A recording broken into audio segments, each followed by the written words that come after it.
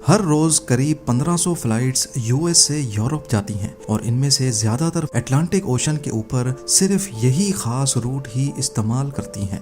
ये एक तरह का जहाज़ों का इनविजिबल हाईवे है जिसमें सारे जहाज एक दूसरे से 60 किलोमीटर के फासले से आगे पीछे उड़ते हैं। साइडवेज इनका फासला 30 किलोमीटर, जबकि एल्टीट्यूड की बात की जाए तो ये एक दूसरे से सिर्फ 1000 फीट ऊपर नीचे ही होते हैं, यानी करीब 305 मीटर्स। कभी आपने खुद भी एक्सपीरियंस किया होगा या फिर कोई वीडियो तो जरूर देखी होगी जिसमें मल्टीपल जहाज आसमान में ही एक दूसरे के बहुत करीब होते हैं। ऐसा खास तौर पर यूएस से यूरोप की फ्लाइट्स में देखा जाता है जिसमें इस इनविजिबल हाईवे को इस्तेमाल किया जाता है। पर सवाल है कि जब पूरा आसमान खाली पड़ा है तो पायलट्स यहाँ एक दूसरे के करीब रहकर इंतहाई रिस्की सिचुएशन में सिर्फ इसी खास रूट को ही इस्तेमाल क्यों करते हैं। ज़ेम टीवी की वीडियोस में एक बार फिर से खुशामदीद। नाजरीन, जहाज़ों के इस इनविजिबल हाईवे को करीब 100 साल पहले ढूंढा गया था। 1920 में वसाबुरु ओइशी नामी एक जापानीज मीटियोरोलॉजिस्ट ने आसमान में कई वेदर बलून्स रिसर्च के मकसद से भेजे थे। उन्होंने नोटिस किया कि 30 से 40 हजार फीट के एल्टीट्यूड पर आसमान में एक इनविजिबल ताकत है जो कि बैलून्स को इंतहाई तेज रफ्तार से ईस्ट की तरफ लेकर जाती है। उनकी इस रिसर्च पर दुनिया ने ज्यादा ध्यान नहीं दिया, लेकिन फिर 25 सालों के बाद वर्ल्ड वॉर 2 में एक ऐसा वाकया हुआ जिससे दुनिया ने जापानीज साइंटिस्ट की उस रिसर्च को सीरियस लेना शुरू कर दिया। अप्रैल 1945 में 6 दोस्त पिकनिक मनाने अमेरिकन स्टेट ओरेगन गए तो वहां जंगल में उनको एक बहुत बड़ा बैलून पड़ा हुआ नजर आया। उन्होंने एक्साइटमेंट में आकर उसको घसीट तो लिया, लेकिन उनको क्या मालूम था कि असल में ये क्या खतरा मोल लेने जा रहे हैं।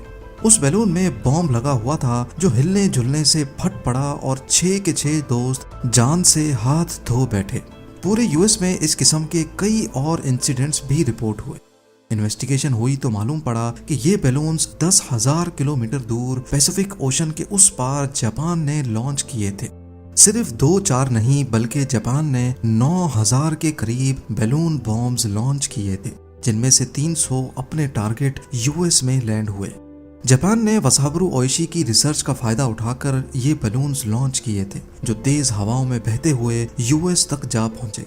तब से लेकर 30 से 40 हजार फीट ऊपर तेज हवाओं के इस टनल को जेट स्ट्रीम्स कहा जाता है। करीब पूरा साल ही ये हवाएं मैक्सिमम 250 किलोमीटर पर आवर की स्पीड से ईस्ट की तरफ ट्रेवल करती हैं। इनको नॉर्दर्न हेमिस्फीयर में भी नोटिस किया गया है और सदर्न में भी। ये ट्यूब की शक्ल में ट्रेवल करती हैं जिसकी चौड़ाई कई 100 किलोमीटर जबकि मोटाई 4 किलोमीटर होती है। और हैरत की बात यह है कि इनकी कोई फिक्स्ड लोकेशन भी नहीं है। साइंसदानों का मानना है कि पोल्स और इक्वेटर में टेम्परेचर डिफरेंस की वजह से ये तेज हवाएं पैदा होती हैं। इक्वेटर की गर्म हवा जब पोल की तरफ ट्रेवल करती है तो जेट स्ट्रीम्स पैदा होती हैं। लेकिन इक्वेटर से नॉर्थ पोल की तरफ अगर हवा ट्रेवल करेगी तो इसको साउथ से नॉर्थ जाना चाहिए, पर ये जेट स्ट्रीम्स वेस्ट से ईस्ट की तरफ क्यों ट्रेवल करती हैं? इसकी सबसे बड़ी वजह अर्थ की रोटेशन बताई जा रही है। हमारा अर्थ करीब 1600 किलोमीटर पर आवर की स्पीड से एंटी क्लॉकवाइज डायरेक्शन यानी वेस्ट से ईस्ट की तरफ रोटेट कर रहा है। नॉर्दर्न और साउदर्न हेमिस्फीयर में इन तेज हवाओं को पोल्स की तरफ ट्रेवल करना चाहिए, लेकिन अर्थ की रोटेशन इनको वेस्ट से ईस्ट ट्रेवल करने पर मजबूर कर रही है। अब आ जाते हैं हम अपने मेन क्वेश्चन की तरफ कि अटलांटिक ओशन के ऊपर यूएस से यूरोप जाने के लिए एक दिन में 1500 जहाज सिर्फ एक ही पाथ क्यों इस्तेमाल करते हैं। 1952 में एयरलाइन पायलट्स ने जेट स्ट्रीम्स पे ध्यान देना शुरू किया था। जिस तरह पैसिफिक ओशन के ऊपर भी जेट स्ट्रीम पाई जाती है, उसी तरह यूएस से यूरोप के सफर के दौरान अटलांटिक ओशन के ऊपर भी जेट स्ट्रीम्स मौजूद हैं। दौरान सफर पायलट्स जहाज को जानबूझकर जेट स्ट्रीम के अंदर लेकर जाते थे क्योंकि 250 किलोमीटर पर आवर की हवाएं जहाज को आगे की तरफ पुश करती थी। इससे जहाज की स्पीड भी बढ़ जाती थी, टर्बुलेंस भी कम हो जाती थी और जाहिर है फ्यूल की भी काफी बचत होती थी। इसी तरह अगर यूरोप से वापस यूएस जाना हो तो फिर पायलट्स कोई भी दूसरा रूट इस्तेमाल करते, पर जेट स्ट्रीम से दूर ही रहते, क्योंकि अब ये हवाएं ऑपोजिट डायरेक्शन में होती थीं जिससे जहाज पर उल्टा असर पड़ता था। वक्त गुजरता गया और एयरलाइन इंडस्ट्री तेजी से ग्रो करती गई। तमाम पायलट्स ईस्ट की तरफ जाने के लिए अब जेट स्ट्रीम्स का इस्तेमाल करने लगे। पर सबसे बड़ा मसला था जेट स्ट्रीम्स के अंदर बढ़ती हुई ट्रैफिक का, जिससे एक्सीडेंट्स भी हो सकते थे। ये काम एयर ट्रैफिक कंट्रोलर यानी ATC का होता था कि वो वेदर के हिसाब से फ्लाइट्स का रूट प्लान बनाए ताकि जेट स्ट्रीम्स के अंदर कोई जहाज एक दूसरे से ना टकराए। ये तो हम सबको मालूम है कि एयर ट्रैफिक कंट्रोल टावर पे लगे रडार्स जहाजों की लोकेशन डिटेक्ट करते हैं। इस लोकेशन के बेसिस पे कौन सा प्लेन कितने एल्टीट्यूड पे और कितनी स्पीड से फ्लाई करेगा, ये सब कुछ ATC उनकी लोकेशन जानने के बाद ही मैनेज कर पाता है। लेकिन मसला ये है कि इन रडार्स की रेंज इतनी ज्यादा नहीं होती। ये ज्यादा से ज्यादा 128 किलोमीटर की रेंज में मौजूद जहाजों की पोजीशन डिटेक्ट कर सकते हैं। यानी फर्ज कर लें कि न्यूयॉर्क ATC के रडार की रेंज सिर्फ इस सर्कल जितनी है, जिसका रेडियस 128 किलोमीटर है।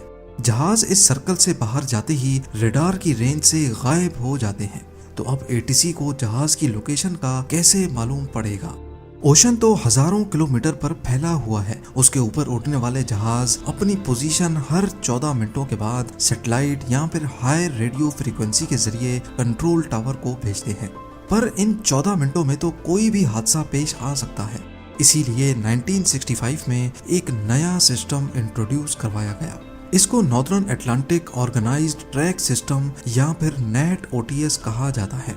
इस सिस्टम में अमेरिका और यूरोप जाने वाली फ्लाइट्स के लिए मल्टीपल रूट पाथ्स बनाए गए थे, जिनको अटलांटिक ओशन में 4 मेन सेंटर्स कंट्रोल करते हैं। पहला है न्यूयॉर्क स्टेशन, जो इस हिस्से को कंट्रोल करता है। दूसरे नंबर पे कनाडा का गैंडर न्यूफाउंडलैंड है, जो इस रीजन को कंट्रोल करता है। सैंटा मरिया ओशियानिक कंट्रोल इस हिस्से को, और शैनविक नॉर्दर्न पार्ट को। NATOTS के टोटल 6 रूट्स हैं, जिनके नाम NAT-A से लेकर NAT-F तक हैं। टेक ऑफ से पहले पायलट्स को इनमें से कोई एक रूट एलोकेट कर दिया जाता है, या फिर दौरान परवाज भी अगर किसी रूट पे ज्यादा ट्रैफिक हो तो इनको एक रूट से दूसरे रूट में शिफ्ट कर दिया जाता है। ये रूट खास तौर पे ऐसे बनाए गए हैं जिससे ट्रैफिक स्प्लिट हो जाए और यूरोप जाने वाले जहाजों को टेल विंड मिल सके। टेल विंड उसको कहते हैं जो जहाज के पीछे से आकर उसको पुश करती है। इन रूट्स को मजीद एफिशिएंट बनाने के लिए दिन में 2 मरतबा वेदर सैटेलाइट्स की मदद से जेट स्ट्रीम्स की लोकेशन देखी जाती है और फिर उस हिसाब से रूट्स को ऑप्टिमाइज किया जाता है। जैसा कि आप इस लाइव विंड मैप पे देख सकते हैं, ये लेफ्ट पे USA है, राइट पे यूरोप और बीच का ये सारा अटलांटिक ओशन है। सी लेवल पे देखा जाए तो अटलांटिक ओशन के सेंटर में 22 किलोमीटर पर आवर की विंड स्पीड है। ये पूरा व्हाइट पोर्शन जो आप देख रहे हैं, ये असल में जेट स्ट्रीम ही है जो USA से यूरोप तक फैल रही है।